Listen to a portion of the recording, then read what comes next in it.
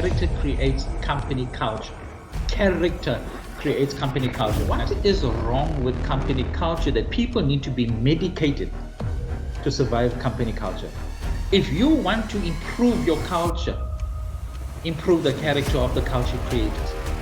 Leaders with a character problem becomes a culture problem.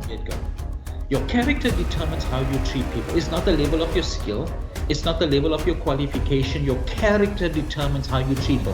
Right now, there are people who are listening to my voice, Inga, who are suicidal, who are depressed, who are at their wits' end, who do not know what to do because of the culture that they find themselves in. There are people right now who have got no peace, no joy, no happiness, and they are going through the level of toxicity in their company culture. What is wrong with companies? What is wrong with company cultures? What is wrong with the leaders, the culture creators who are the leaders in company culture? My question is this: what is wrong that your employees need to be medicated to survive you?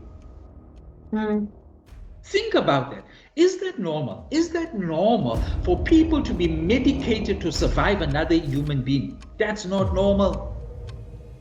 Who in their right mind wants to live a life where they need to take medication, pills, injections, see psychologists, go for therapy, multiple tablets on any given day just to survive an individual in their work so that they don't lose their mind, so that they don't get to the point of hopelessness, helplessness, and commit suicide, which many people have already done?